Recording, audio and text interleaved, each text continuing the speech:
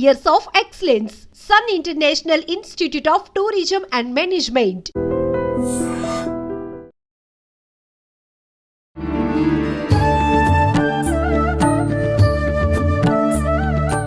నమస్కారం, welcome to iDream.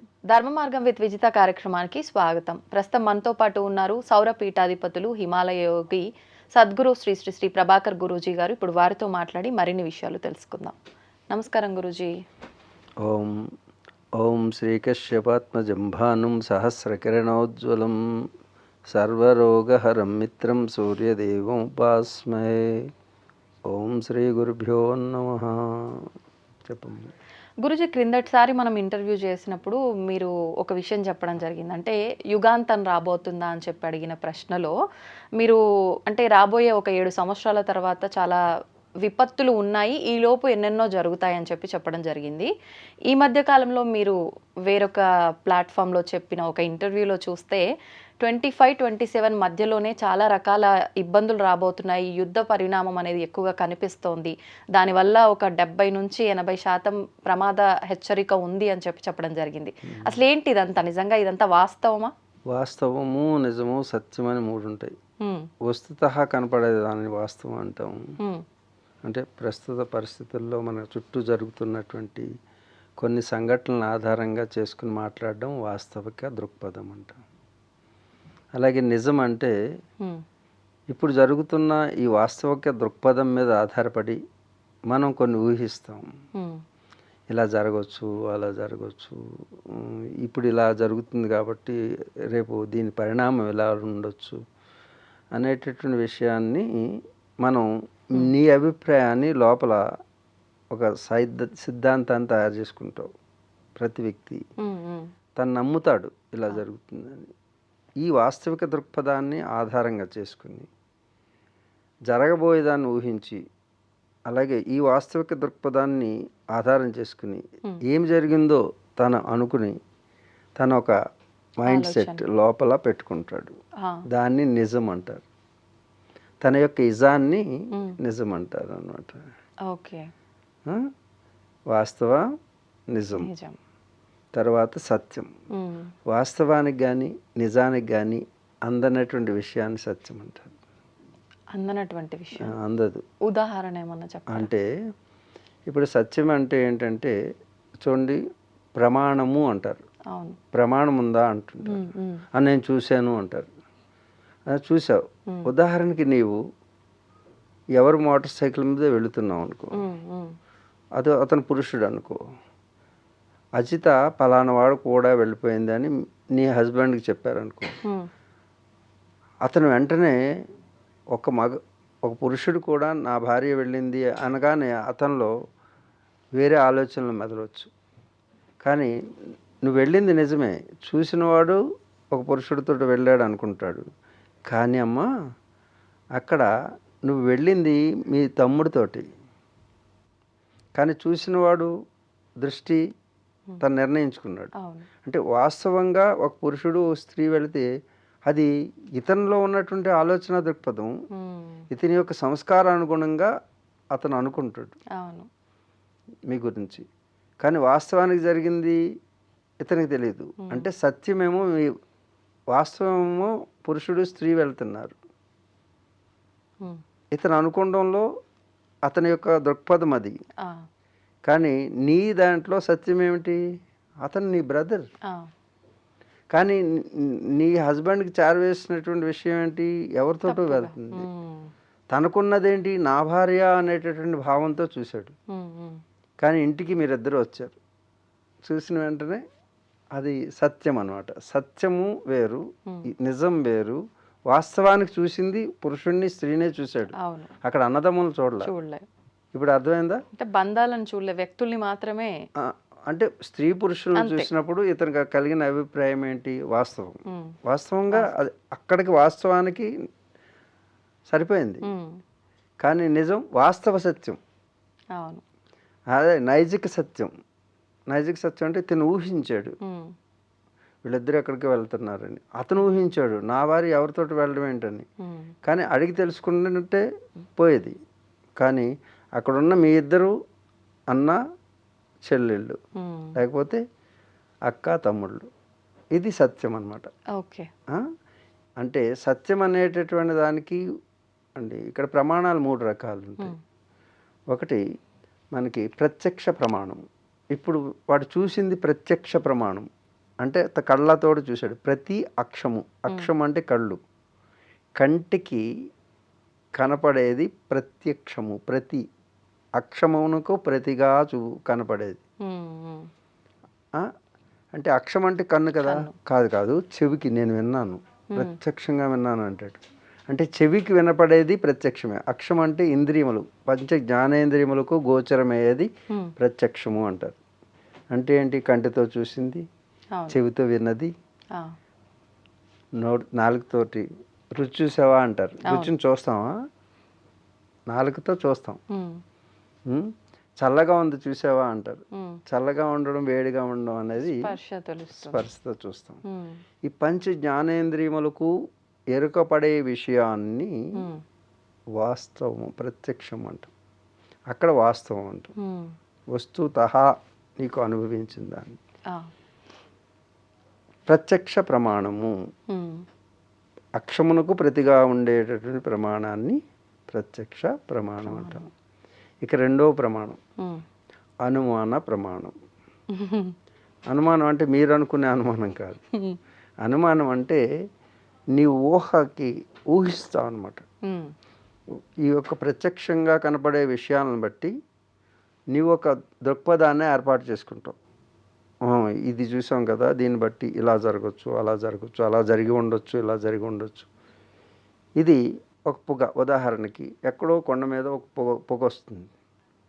పొగ వస్తే అక్కడ నిప్పు ఉన్నది అనుకుంటాం మనం. ఒకవేళ గ్యాస్ లీక్ అయి ఉండొచ్చు, కానీ అది అయితే అయి ఉండొచ్చు, లేకపోతే లేకపోయి ఉండొచ్చు. నీ ఊహ కరెక్ట్ అయి ఉండొచ్చు, తప్పై ఉండొచ్చు. ఇది అనుమాన ప్రమాణం అంటారు. ఇప్పుడు ఇందాక చెప్పుకున్న సంఘటనలో వాడు అనుకున్నాడు, అది నిజం కాదు, వాడికి నిజం. ఏంటి? అనుమాన ప్రమాణం అంటారు. సైంటిస్టులు అందరూ కూడా ఈ కోవకు వస్తారు. అనుమాన ప్రమాణం, ప్రత్యక్ష ప్రమాణంలోకి వస్తారు. వాళ్ళకి ఏదైనా ఎదురుగా కనపడితేనే దేవుడు ఉన్నాడా అంటే ఉండాలి అక్కడ. దేవుడు సత్యం, దేవుడు వాస్తవికం కాదు, దేవుడు నిజము కాదు. నిజం మీద కానీ వాస్తవం మీద కానీ ఆధారపడేది సత్యం కాదు. దానికి అతీతమైనటువంటి ఒకనొక స్థితి సత్యం. మరి ఈ సత్యాన్ని ఎలా తెలుసుకోవాలి అంటే ప్రత్యక్ష ప్రమాణము, అనుమాన ప్రమాణము కాకుండా ఆగమ ప్రమాణం అని ఉంటుంది. మనకి ఆగమాలన్నీ ఉంటాయి. మనకి చూడు, శృతి, స్మృతి, పురాణ, ఇతిహాస, ఆగమాలు, దర్శనాలని 6 శాస్త్రాలు. ఒక విషయాన్ని సరిగ్గా తెలుసుకోవాలంటే వీటి నుంచే రిఫ్లెక్ట్ అవుతుంది. ఈ జ్ఞానం మనకు ఉండాలి, అప్పుడే ప్రశాంతంగా ఉండగలుగుతాం. శృతి అంటే వేదం. సత్యం వద ధర్మం చర అని చెప్తుంది. సత్యం వద ధర్మం చర అంటే ఏంటి?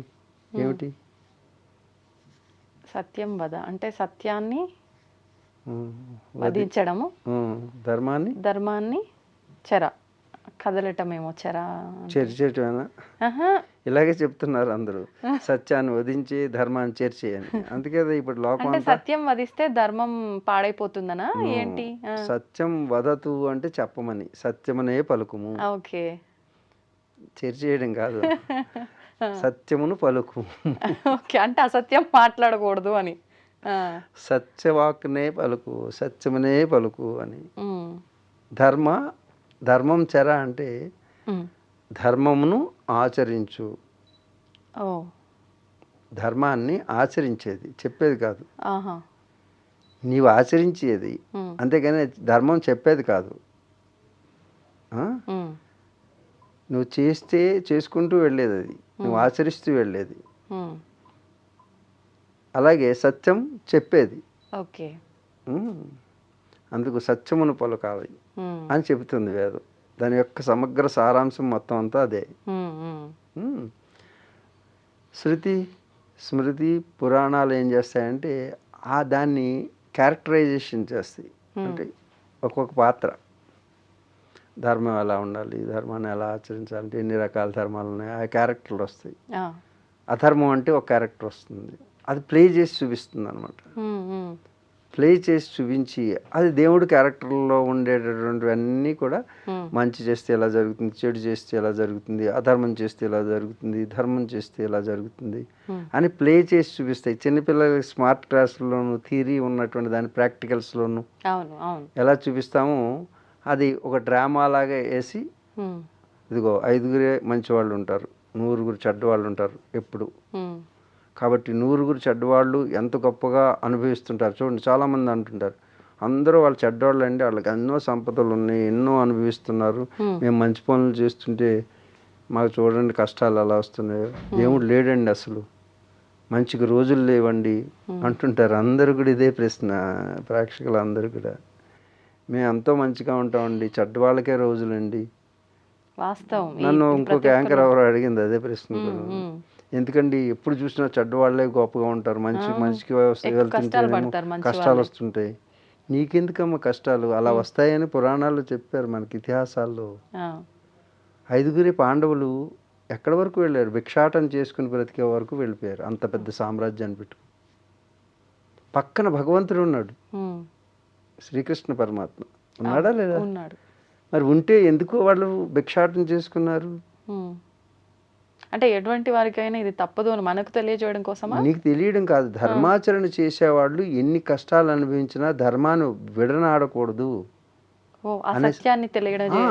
అంత పెద్ద సామ్రాజ్యం ఉంది, వీర్యం ఉన్నది, శౌర్యం ఉన్నది, తేజస్సు ఉన్నది, పక్కన భగవంతుడు పక్కనే ఉన్నాడు, అయినా కష్టాలు అనుభవించారు. చూడండి, మనం నేర్చుకోవాల్సింది ఇతిహాసాల నుంచి.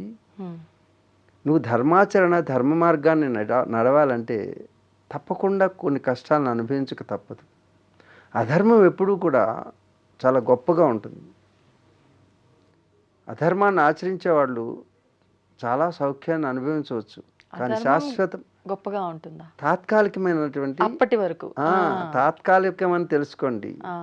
కానీ పాండవులు శాశ్వతమైన సుఖాన్ని, శాశ్వతమైనటువంటి సుఖాన్ని అనుభవించాలంటే తాత్కాలికమైనటువంటి దుఃఖాన్ని అనుభవించక తప్పదు. అంటే మీరు అన్నట్టుగా అది ఒక పరీక్ష అనుకోవాలా ఈ కష్టాలు ఇవన్నీ, లేదంటే మన కర్మ వల్ల మనం ఇది అనుభవిస్తున్నాం అనుకోవాలా?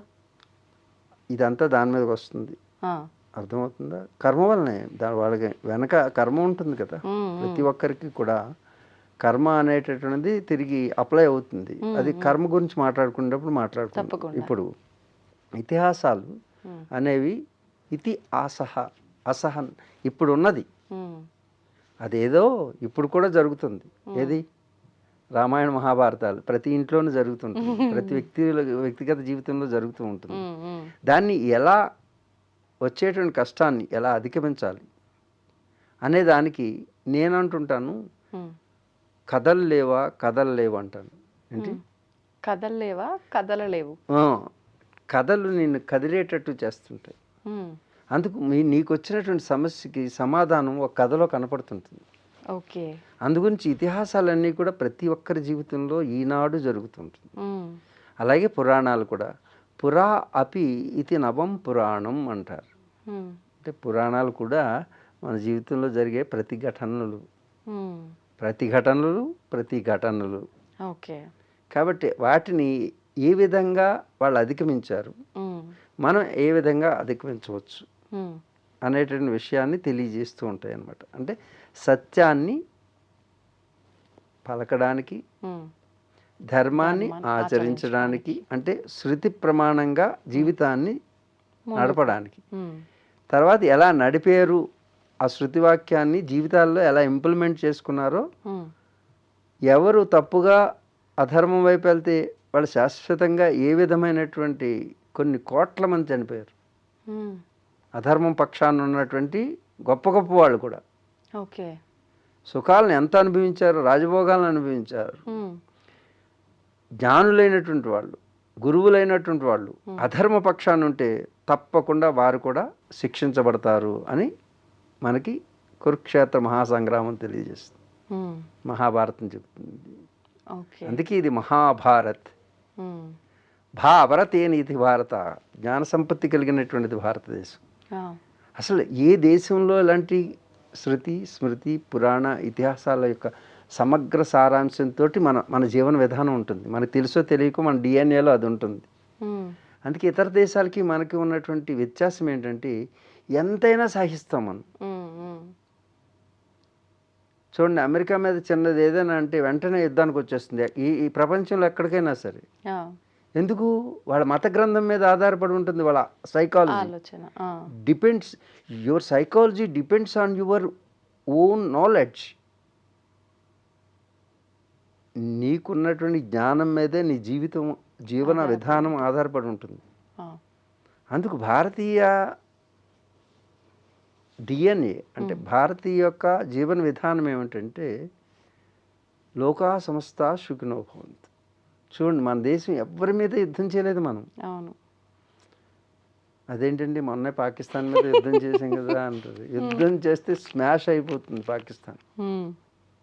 మన దగ్గర ఉన్నటువంటి బ్రహ్మోస్ అస్త్రం ఒకటి చాలు. అర్థమైందా? ఒక్కసారి కొడితే మొత్తం అంతా పాకిస్తాన్ వెళ్ళిపోతుంది. కానీ మనం పాకిస్తాన్లో ఉన్నటువంటి వాళ్ళు కూడా మన పిల్లలే. అహం భూమిపుత్ర అని చెబుతుంది వేదం. ఏం చెబుతుంది? అహం భూమిపుత్ర అంటే మొత్తం భూదేవి యొక్క సంతానమా? విజిత గారు మీరు ఎవరికి పుట్టారంటే మా అమ్మ పేరు చెప్పము మనం. నన్ను అడిగితే మా అమ్మ పేరు చెప్పము. ఇక్కడ భారతీయులు భూమి అంతటికి భూమాతకి పుట్టిన పిల్లలం మనం. ఇది భారతీయ దృక్పథం. మరి ఇంత జ్ఞానం ఉండి ఇంత మనకు ఉన్న తర్వాత మన దేశంలోనే మన భూమిపైనే మనం బ్రతుకు తెరువుని వెతుక్కోకుండా విదేశాల పరుగు ఎందుకు అంటారు? అది వేరే సబ్జెక్ట్ అమ్మా. సబ్జెక్ట్ అయినా ఇప్పుడు మన బ్లడ్లోనే ఉంది, మన డిఎన్ఏలోనే ఉంది అని అన్నారు కదా.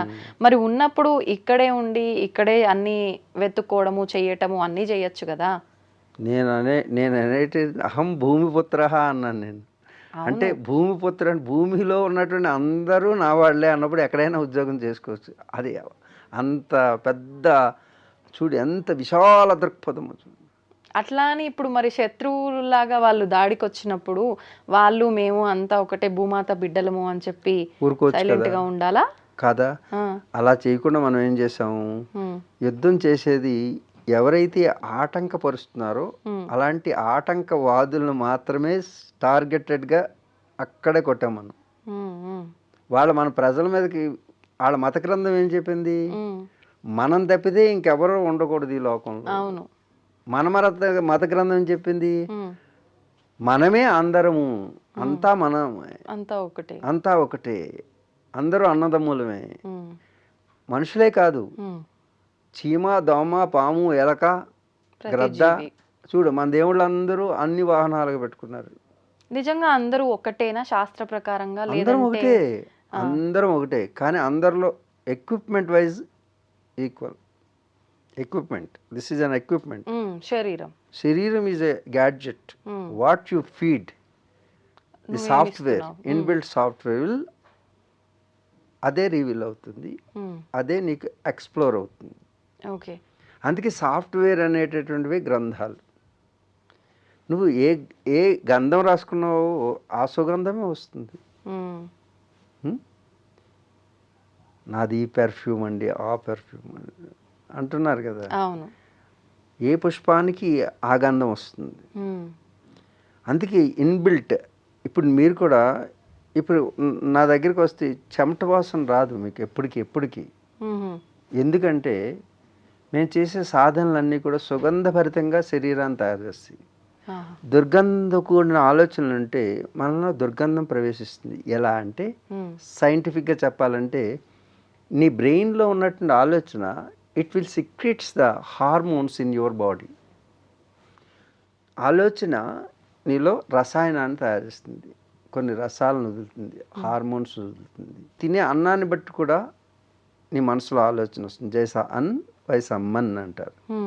నీ అన్నం యొక్క సూక్ష్మ రూపమే నీ మనసుగా మారుతుంది. ఆ మనసులో వచ్చేటువంటి ఆలోచనలు యొక్క పరంపరే నీ కెమిస్ట్రీగా మారుతుంది.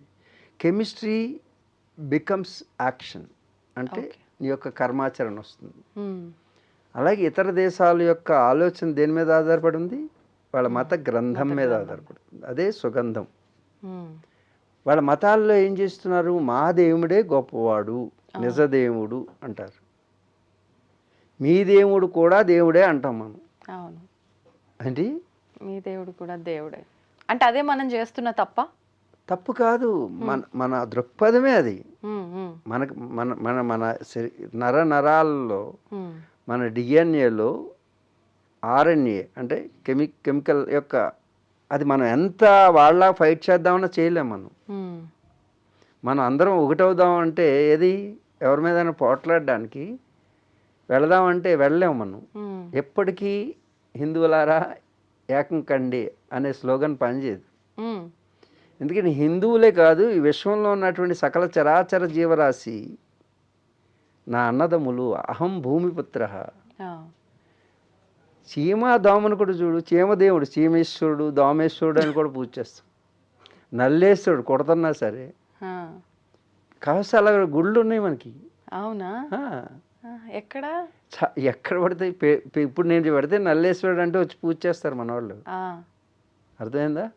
అంటే చూడండి, మనకి పాడు చేసి ఎలకను కూడా మూషిక వాహనాలు దానం పెట్టుకుంటాం. విషానికక్కే విషార్పాల్లో సైతం భగవంతుడి యొక్క భవ్య రూపాన్ని దర్శింపచేయగలిగినటువంటి ధీశక్తిని, జ్ఞానాన్ని ప్రసాదించింది మన భరతమాత. అంటే సృష్టిలో ఎకలాజికల్ బ్యాలెన్స్ని దెబ్బతీయకుండా చీమ పని చీమ చేస్తుంది, దోమ పని దోమ చేస్తుంది, భామ పని భామ చేస్తుంది. భామ పని చేయడం గొప్పదా, చీమ పని చేయడం గొప్పదా అంటే చీమ తన పనిని తాను చేయడం ఎంత గొప్పదో భామ చేసే పని అంతే. అంటే ఎకలాజికల్ బ్యాలెన్స్ అంటే ప్రకృతి సమతుల్యాన్ని దెబ్బతినకుండా చేయడానికి ఈ జీవ వైవిధ్యం వచ్చింది. ఏ ప్రాణిని నువ్వు చంపేసినా దాని వెలితిని పోడ్చలేవు, అక్కడ వెలితి ఏర్పడుతుంది. ఇది అధర్మం అంటే.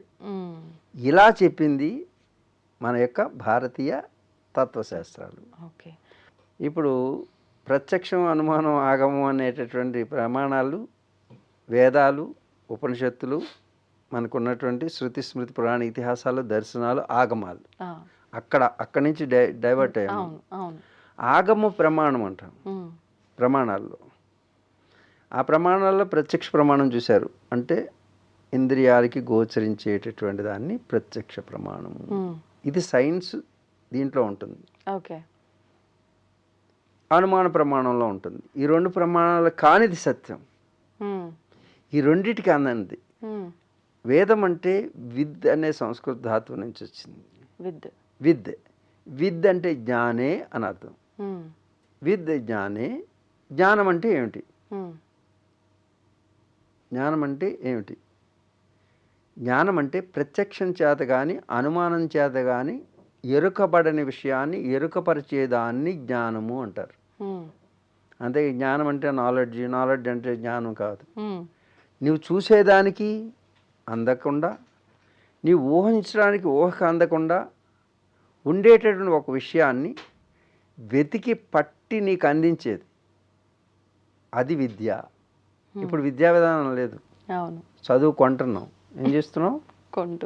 చదువుకుంటున్నాం. కానీ విద్య నీవు సాధన ద్వారా పొందేటటువంటి విద్య, అభ్యాసం ద్వారా పొందేది. అభ్యాస వైరాగ్య తన్నిరోధ అంటాడు పతంజలి మహర్షి. సత్యాన్ని తెలుసుకోవాలంటే అది ప్రత్యక్షం చేత కానీ అనుమానం చేత కానీ ఎరుకపడదు. అంటే ఇప్పుడు చేసేటటువంటి సైంటిస్టులు చేసేది వాస్తవిక దృక్పథం. అంటే మెటీరియలిస్టిక్ వరల్డ్, ఈ మాస్ని కనుక వాళ్ళు అధ్యయనం చేస్తున్నారు.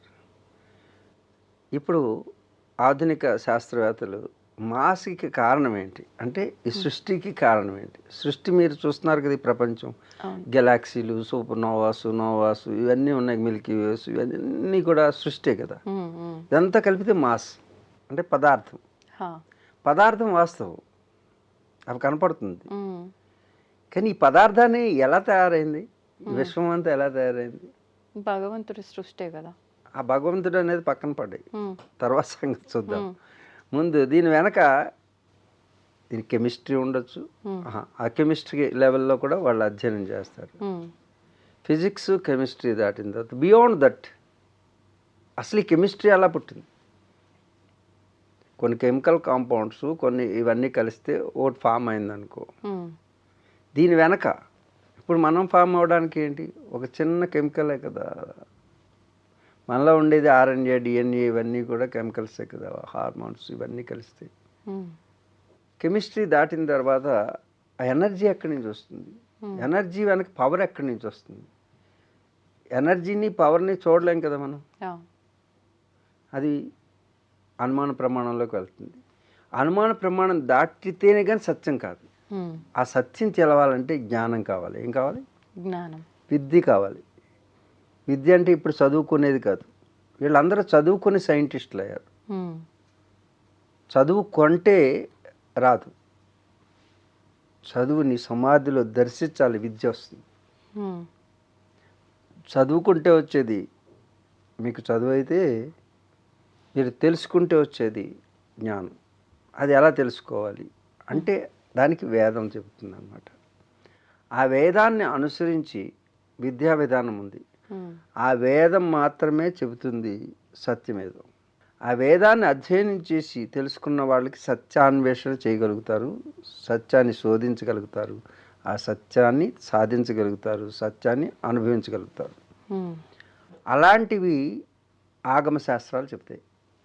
ఓకే, ఆగమాలంటే పరంపరగా వచ్చినటువంటి ఒక విద్యా విధానాన్ని ఆగమాలు అంటారు. ఏదైనా ఒక విషయాన్ని ప్రయోగాత్మకంగా చేయాలంటే ఒక వ్రతం ఉంది, ఆ వ్రతాన్ని సైంటిఫిక్ విధానంలో అంటే అవుట్పుట్, వ్రతం చేస్తే ఈ ఫలితం వస్తుంది అన్నారు అనుకో, రాదు మనకి. నిజానికి ఎందుకు రాదంటారు, ఆగమాల్లో వస్తుందని చెప్పారు కానీ రావడం లేదు. ప్రయోగం చేసేటటువంటి వాళ్ళలో లోపం ఉంది. ఓకే, అంటే ఆచరణలో లోపం అనుకోవచ్చా? ఆచరణ, దానికి వాడేటటువంటి ఒక H2O అన్నాం అనుకో, హైడ్రోజన్ ఆక్సిజన్, ఈ రెండు కాకుండా ఇంకోటి ఏదో కలిపామనుకో H2O రాదు అక్కడ. లేకపోతే H తెచ్చావు, హైడ్రోజన్ తెచ్చావు, ఆక్సిజన్ తెచ్చావు, ఇది ఒక మాలిక్యూల్ అదొక మాలిక్యూల్ అనుకో, అది వాటర్ కింద కన్వర్ట్ కాదు. హైడ్రోజన్ బ్లాస్ట్ చేస్తుంది, ఇక్కడ ఆక్సిజన్ ఫైర్ చేస్తుంది, దానికి సహకరిస్తుంది. అంటే రెండు మంట అయిపోతాయి. చూడు, మంటలు ఆర్పేటటువంటి గుణం నీటికి ఉంది, కానీ రెండు మండేటటువంటి రెండింటిని కలిపితే మంటలు ఆర్పేటటువంటిది ఇంకోటి తయారవుతుంది. కానీ ఇక్కడ తయారవ్వలేదు, రెండు మండిపోతున్నాయి అనుకో, నువ్వు ప్రయోగంలో లోపం, కలపడంలో లోపం. ఇది 2 మాలిక్యూల్స్, ఇది 1 మాలిక్యూల్స్ పెట్టుకోవాలి. Hydrogen 1 molecule. ఇప్పుడు వీళ్ళు టీ తెచ్చారు, టీలోనేమో షుగర్ అంతా వేసి పాలు చుక్క ఎంత వేశారనుకో, ఏమవుతుంది? అది టీ అంటారా? టీ పొడి ఇంత వేసి, టీ ఇంత పొడి వేసి దాంట్లో 2 పాల చుక్కలు వేసి కొంచెం పంచదార వేశారనుకో, టీ తాగండి అన్నారనుకో, తాగడం కాదు, దాన్ని కొట్టుకుని తినాలా, తినండి అనాలి. అప్పుడు ఇది టీ ఉంది దాంట్లో, షుగర్ ఉంది దాంట్లో, పాలు ఉన్నాయి దాంట్లో, కానీ దానికి వేసే పర్సంటేజ్ డిఫరెన్స్, సమపాలలో వ్యత్యాసం. సమపాలలో కాదు, సమపాలలో వేస్తే అన్ని ఈక్వల్గా వేయడం అంటే అలా కాకుండా ఏది ఎంత పర్సంటేజ్ ఉండాలి. ఇక్కడ 2 molecules of oxygen and 1 molecule of hydrogen, అప్పుడు అది వాటర్ కింద కన్వర్ట్ అవుతుంది. నువ్వు ఆ వాటర్ని అనుకుంటున్నావు, అది నీళ్ళు తాగుతున్నావు, కానీ బాంబు, హైడ్రోజన్ బాంబు తయారు చేయడానికి 1 మాలిక్యూల్ చాలు. దాంట్లో ఒక చిన్న టిప్ తీసుకుంటే హైడ్రోజన్ని, it become a hydrogen bomb తయారు చేయొచ్చు నీటిలోంచి. అది రెండింటిని విడదీస్తే ఇప్పుడు మనకి ఎలక్ట్రికల్ కార్స్కి బదులు హైడ్రోజన్ కార్లు వస్తున్నాయి. ఇప్పుడు మనకి 2,50,000 కోట్లతోటి విశాఖపట్నంలో మన ప్రధానమంత్రి వచ్చి గ్రీన్ హైడ్రోజన్ ప్రాజెక్ట్ అని ప్రారంభించారు. ఏంటంటే నీటిని ఆధారంగా చేసుకుని నీటిలో ఉన్నటువంటి హైడ్రోజన్ డివిజన్ చేయడం అనమాట. రేపు రాబోయే రోజుల్లో అంతా కూడా హైడ్రోజన్ తోటే మొత్తం ప్రపంచం అంతా రన్ అవుతుంది. ఇప్పుడు విద్యుత్తో రన్ అవుతుంది కదా, అలా. అంటే కేవలం నీటిలో ఉన్నటువంటి పార్టికల్స్ని డివిజన్ చేస్తేనే ఇంత శక్తిని మనం ఉత్పత్తి చేసుకుంటున్నామే. అవును, అర్థమవుతుందా? ఈ విషయాన్ని తెలియజెప్పేటటువంటిది ఏదైతే ఉందో ఇది సైన్స్. దీన్ని అంతటినీ నడిపించి ఈ మాలిక్యూల్స్ వెనక ఈ శక్తి ఎలా వచ్చింది, పవర్ ఎలా వచ్చింది, హైడ్రోజన్కి ఈ పవర్ ఎలా వచ్చింది, ఆక్సిజన్కి ఈ పవర్ ఎలా వచ్చింది, అది సైంటిస్టులు వెతుకుతూ వెతుకుతూ వెళ్తున్నారు. అది ఏనాడో వేదం చెప్తుంది. దాని పేరే generation operation destruction. G for generation, O for operation, D for destruction. సృష్టి స్థితి లయకారం, జిఓడి గాడ్ అని పెట్టుకున్నాం. అవి ఉన్నాడా లేదా అది సంగతి. పవర్ ఉందా లేదా, the power it self God. We identified like that. ఆధ్యాత్మికంగా ఇప్పుడు ఆధ్యాత్మికతకి అంటే భక్తి మార్గానికి తేడా తెలియకుండా రెండు కలిపేస్తున్నారు మీరు కూడా, యాంకర్లు కూడా. భక్తి అనేది అది రిచువల్స్కి సంబంధించింది, అంటే భగవంతుడు ఒక విగ్రహ రూపంలో ఆరాధించడం. కానీ ఆధ్యాత్మికవేత్తలు అది ఒక శక్తి స్వరూపంగా చూస్తారు. అంటే శక్తి అంటే మళ్ళా అమ్మవారండి అని అడక్క, మళ్ళీ దానికి ఒక ఫిగర్ తగిలిస్తారు. దానికి ముక్కు ఏమీ లేదు, శక్తికి రూపం లేదు. ఆ బ్రహ్మ అంటే మీరు అనుకునే బ్రహ్మ ఏది, 4 తలకాల బ్రహ్మ అనేది అది కాదు. బ్రహ్మ అంటే బృహ్ అనే సంస్కృత ధాతువు వచ్చింది, ధాతువు నుంచి వస్తుంది. బృహ్ అంటే అని అర్థం. ఎప్పుడు హా అంటాం, ఏదైనా భావానికి అందనప్పుడు, భాషకి లొంగనప్పుడు అంత అనమాట. అనంతమని, ఆశ్చర్యాన్ని కలిగించిన అనంతం అంటే భాషకు అందేది కాదు. భగవంతుడు అనేవాడు మాటల్లో చెప్పలేదు, అది ఒక అనుభవం. అందుకే భగవంతుడు చూపిస్తావంటే తీపిని అంటే స్వీట్ని చూపించగలవు, కానీ తీపి ఎలాగుందో చూపించలేవు. ఎవరికి వారు నోటు మీద నాలుక మీద వేసుకుంటే నీకు ఒక రకంగా అనిపించవచ్చు, నాకు ఒక రకంగా అనిపించవచ్చు. కాబట్టి నీ అనుభవం నీది, నా అనుభవం నాది. అందుకే భగవంతుడి విషయంలో ఎవరి అనుభవం వాళ్ళది. కానీ ఆ యొక్క పరమేశ్వరుడు లేకపోతే ఆ పరమాత్మ అనేటటువంటి ఒక అనుభవం మాత్రమే, దాన్ని ఎవరూ చూడలేరు. అది సత్యం. ఓకే. అందుకు సత్యాన్వేషణ చేయాలంటే మనకి అనుభవజ్ఞులైనటువంటి వారు గతంలో అనుభవించి వాళ్ళు చెప్పిన దాన్ని ఆధారం చేసుకోవాలి. కానీ మీరు కూడా అనుభవించాలంటే మీరు వాళ్ళు చేసింది చేయాలి. ఆ ప్రయోగాలు ఏది మన ఋషులు అందించినవి ఆగమాలు. ఋషులు వాళ్ళ శరీరాన్ని ఒక ల్యాబొరేటరీ చేసుకుని ప్రయోగశాలగా మార్చుకుని ఈ జనారణ్యానికి దూరంగా ఉంటూ ఏకాకి యతచిత్తాత్మ నిరాశీర్ అపరిగ్రహ అని ఈ 4 క్వాలిటీలు. ఏకాకి ఒక్కడగానే ఉండడం, యతచిత్తాత్మ వాడికి లోపల ఎలాంటి కోరికలు కానీ కామ క్రోధ లోభ మోహ మదమాశ్చర్యాలు అనేవి ఎలాంటి ఎమోషన్స్ లేవు. ఏదో కోరికతో చేయట్లేదు, నేను జనాన్ని ఉద్ధరిద్దాం, లోక కళ్యాణం చేద్దాం, ఆ కోరిక కూడా లేదు. లోక కళ్యాణం చేద్దాం అంటారు కదా చాలామంది, లోక కళ్యాణం చేయడం అనేది కూడా లేదు వాళ్ళకి. వాళ్ళు ఉన్నారు అంతే. ఎందుకున్నారు అని ప్రశ్న వేయకండి, తర్వాత చెప్పుకుందాం. కాబట్టి ఏకాకి యతచిత్తాత్మ మనసు ప్రశాంతమైనటువంటి స్థితి. అలాగే శరీరంలో ఇంద్రియాలన్నింటినీ కూడా ఏ కోరికలు లేనటువంటి ఒక స్థితి. ఎప్పుడూ కూడా తన యందు తాను దృష్టి కలిగి ఉండడం. నిరాశి, ఏ ఆశ లేనివాడు. అపరిగ్రహ అంటే ఇప్పుడు ఈ వస్త్రం కూడా లిమిట్గా వాడతారు వాళ్ళు, అంటే కేవలం కప్పుకోవడానికి. శరీరాన్ని వస్త్రంగా భావన చేసి పైన ఏ వస్త్రం ధారణ చేయకుండా, అంటే అవసరం లేనటువంటి ఒక స్థితి. వాళ్ళు నీరు వాడరు, ఆహారం వాడరు, మొత్తానికి కంప్లీట్గా. అంటే ప్రకృతి మీద కూడా ఆధారపడకుండా, తన శ్వాస మీద కూడా ఆధారపడకుండా ఉండేటువంటి ఒక స్థితి.